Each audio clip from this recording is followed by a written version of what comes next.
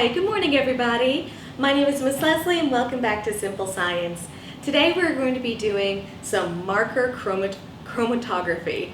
So what chromatography is it's when you want to see what a solution is made of. And a solution is just any type of liquids that has two or more components to it.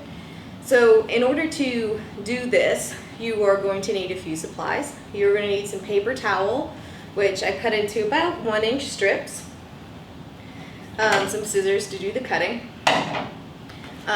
your favorite kind of water-soluble markers. Now it is actually fun if you don't have, if you have like this brand of markers, but you can also use another brand of markers as well. And you can also do both and to see how it works differently. You're going to need some wax paper. Or just some foil will work also, just to make sure that whatever surface you're working on doesn't get wet. And you're going to need some cups with some water in it. They don't have to be clear cups, I just like the clear cups for videos. So what chromatography is and what we're doing in this experiment is we're going to take the markers and we're going to separate the colors of the markers. Now I did this last night, so I kind of already know what these are going to look like. So I'm going to pick the ones that I think are the most interesting. And so here we have a purple marker. And when you go to mix paint, to make purple, you mix red and blue. So you think that if we were to put, if we are going to put a stripe of our purple, and we're going to use the water to separate the colors, do you think we'll get red and blue? I don't know, let's see. Alright, so about 1 inch or so from the bottom, you want to make like a big fat line. And you don't want to make it close to the bottom of the strip because you don't want it to touch the water, because if the water becomes colored with the ink, then what happens is that whole color will get sucked up into the paper towel, and that was another experiment. So here we have the purple. I just did a stripe of purple, and I'm just going to tuck it into the jar right along the side just until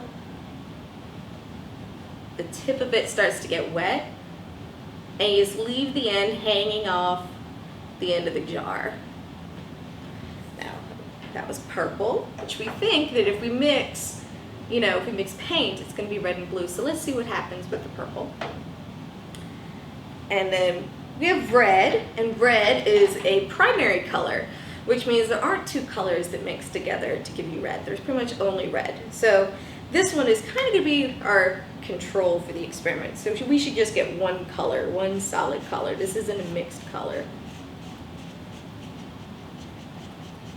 Mixed colors are also called we have primary colors, and then you have secondary colors, and the secondary colors, primary colors first are red, yellow, and blue, and then the secondary colors are orange, green, and purple.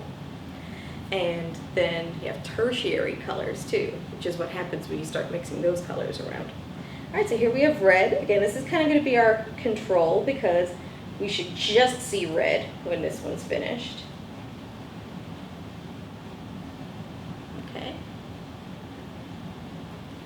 And you can kind of see the purples starting to separate. And now you can let this run all the way until you want it to at least start to go over the top. But you can let it run and do the whole strip if you want as well. I'm going to go ahead and do pink. Usually when you mix pink, it's red and white. Do you think we're going to end up with red and white? I don't know. We shall see. All right. So there is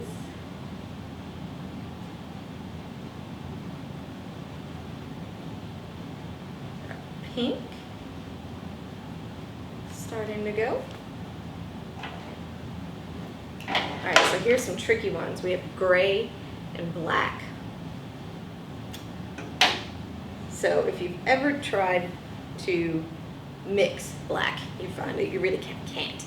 It's a mixture of all of the different types of pigment very, very, very, very dark. So we're going to see what these black pigments and gray pigments are made of. So we're going to do the gray, just a strip of gray. We're going to see what colors actually make up these markers. Okay, kind of dip it in.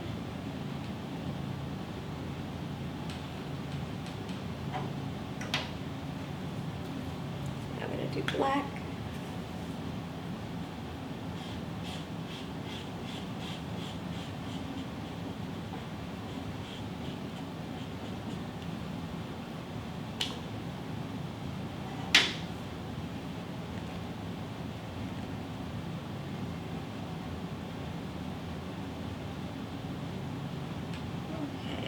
I don't know how well the camera is picking this up, so I did do some strips last night, so we're going to take a closer look at those. But you might be able to see here that the purple is indeed separating to like a really pretty blue and a very light pink at the top. Red, just like we thought, since red is a primary color, it's staying red all the way through. This is our pink, and again, I'm going to do a close-up so you'll be able to see. But there's actually a little bit of blue down at the bottom, and then there's red closer to the top. And then look at the gray. Oh my goodness. It's made up of pink and green. Who thought those colors would make gray? And even with the black, you can start to see that there's blue pigment and then also a little bit of pink as well. So why is it doing this? Is because the water is whisking its way through the paper towel, and it's carrying the different components of the solution of marker ink at different speeds. So if it's a really lightweight pigment, it's going to go much farther down the paper towel. So you're going to end up with so this one. So if you look at gray, I'll take it out to kind of point at. So the green is going like kind of fast down, up the strip, and then the pink and the red part is staying kind of close to the bottom because it's a heavier pigment than it is the green. So scientists use this chromatography. They use this technique to figure out what unknown solutions are made of. So let's take a closer look at all of these colors. Okay, so now we have a good close-up look about what our markers did. Okay, so the first strip on the left right there is the purple. So as you can see that the blue is at the bottom. It was a slower moving pigment, and you can start to see where it turns pink or like a pinkish purple fuchsia type of color near the top. And that's because those pigments go faster than the blue pigments. And our second strip right there is red, which is a primary color, so that shouldn't separate into any pigments. And so you can see that. So it just worked all the way through, and it's red from top to bottom. The third one is the pink. And if you look really closely at the bottom of it, you can actually see where it's got a little bit of blue in it, which we'd not normally expect when you think of pink. You think of pink as red and white, but for markers to get the nice pigment, the color that we think is pink, it's actually got a little bit of blue in it. And then the fourth one, well, that one's really surprising, isn't it? That one was the gray. So it's separated into a really light pink and like a very vibrant green. So that's really cool, because who knew you can make gray like that? And then the black, I think, is super interesting. So you can start to see the red, but it gets really, really dark. But at the top, you can just see the different types of blue that is worked into that marker.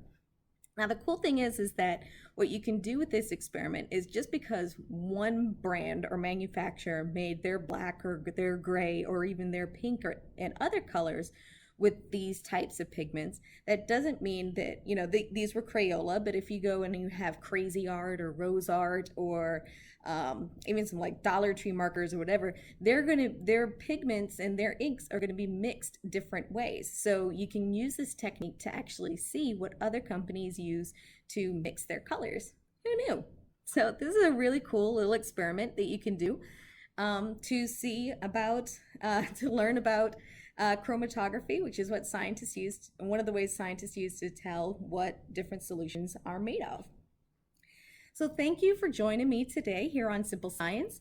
And just a reminder that summer reading is underway, so you can go ahead and register to start logging your minutes over the summer to get some cool prizes.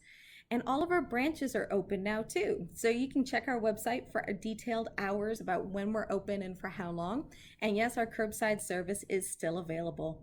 All right, well, I'll see y'all next week. Bye.